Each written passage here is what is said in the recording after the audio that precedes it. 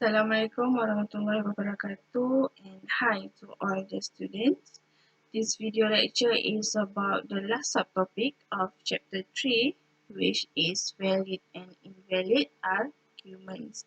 Okay, in this subtopic, you have to determine whether an argument is valid or invalid, and you have to know when to apply modus ponens and modus tollens in solving problem. Okay, so the first, you have to know what is argument. Okay, so argument is a sequence of the proposition that end with a conclusion. Okay, looks here. So this set of premises and conclusion is called a argument.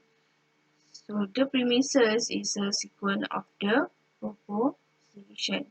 And this argument is valid, okay, the argument is valid if and only if all the premises is, so all the premises is true and the conclusion must be true.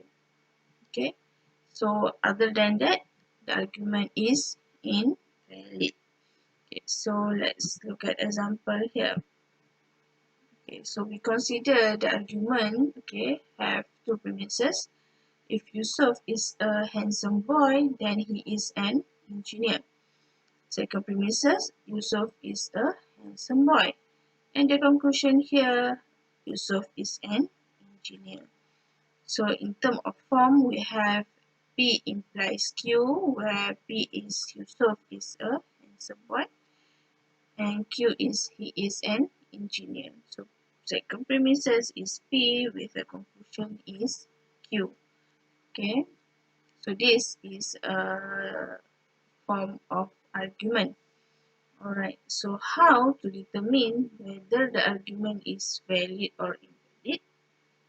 Okay, how to determine it is by constructing a truth table as shown in example here. Okay, so to make you better understand, I show you for this example first. Okay, so we have simple as this one. Okay, so we have argument for Yusuf. PQ plus Q. Alright, so we have only two proposition variable. So 2 power of 2 equal to 4 rows. Okay, so 4 rows will be true, true, true, false, false, true, and false, false. Alright. So the first argument is P implies Q. P implies Q. So this is first argument. So P implies Q gonna be true, false, true, true. So this implication, truth value is true if two condition is two proposition is true, have same, something like that. You have to check latest your notes. Okay. Okay, next we have second premises which is P, and we have conclusion is Q. So copy back, true, true, false, false. Here is true, false, true, false. Alright. So it is important for you to arrange the premises and conclusion in terms of this to make you confusion. Okay. Alright. So the second step, you have to determine the critical row. Critical row is, okay, critical row. So to determine the critical rows is the condition where all premises are true. Okay. So let's check here. All premises. So we have first premises and second premises. Okay, so to find the critical row, the premises must be true. Okay, this one is true. Okay, this one is false, not critical row, false, not critical row, not critical row. So only the first row is a critical row. Okay, so to determine the validity of the argument, so we have to check whether the conclusion of the critical row is true or false. So conclusion is true or false. Okay, so if true, so argument is valid. If the conclusion is false, so argument is invalid. Alright, so check here, critical rows has true conclusion. So we can conclude that this argument, the argument is in is valid. Okay, alright.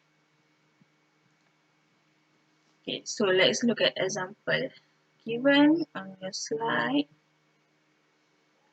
Okay.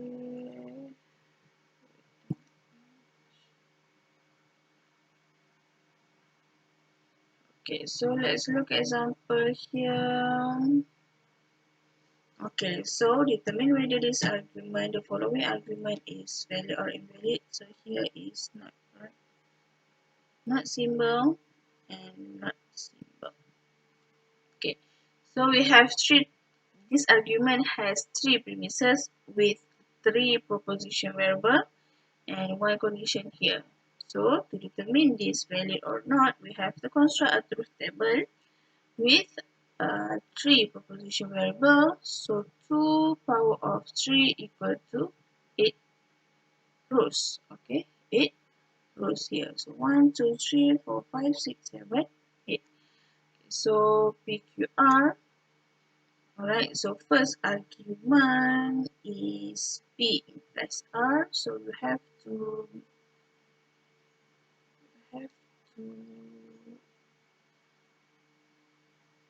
arrange your argument. Okay, so P implies R. So find the proposition, find the value, truth value of the first argument, first premises.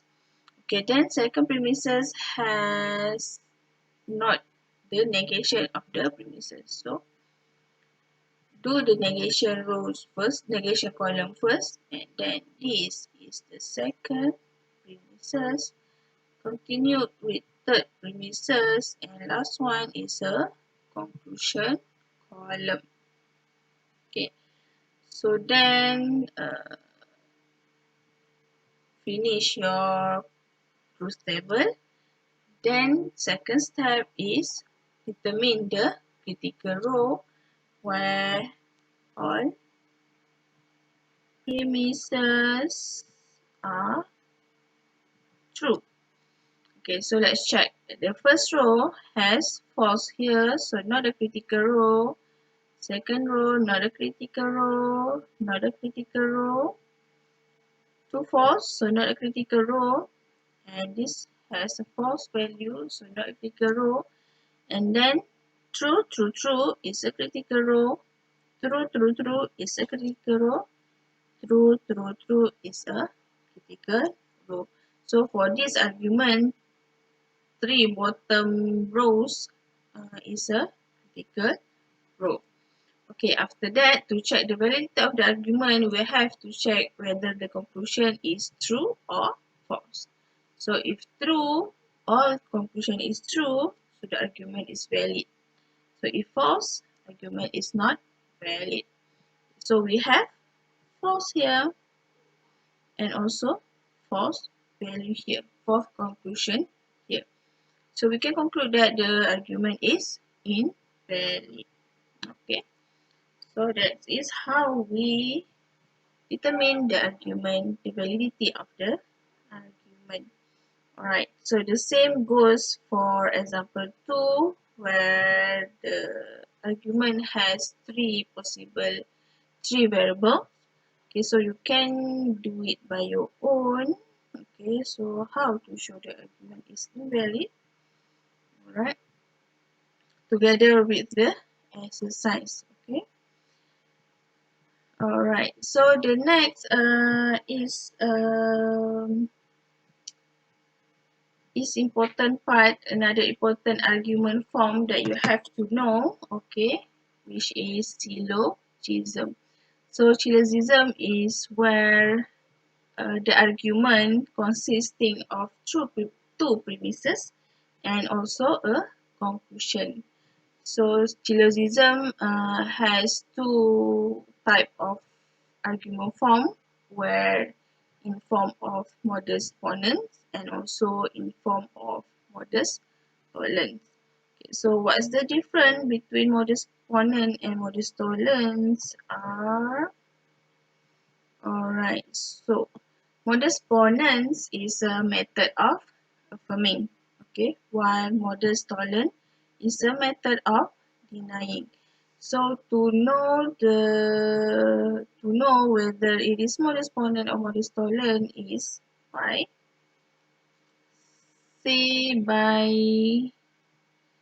considering the second premises of the argument. Okay, the first premise of modus ponens and modus tollens has a condition, okay, implication form, okay, and then the second premises of the modus ponens is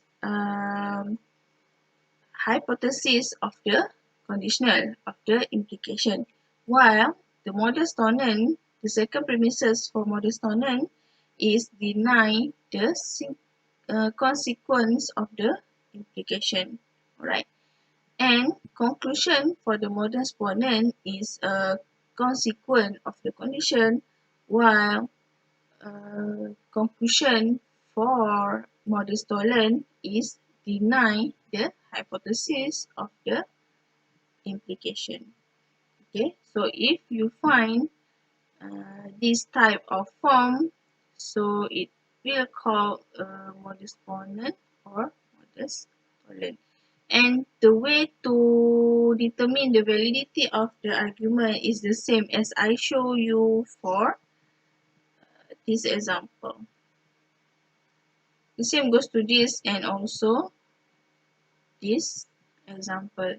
So we have P implies Q, P and Q. So this is the example of the modus ponens type. Okay, modus ponens form. Alright. So with that, okay, you can do the exercise here. And with that, conclude this video lecture, and I will see you on the next video lecture. Thank you.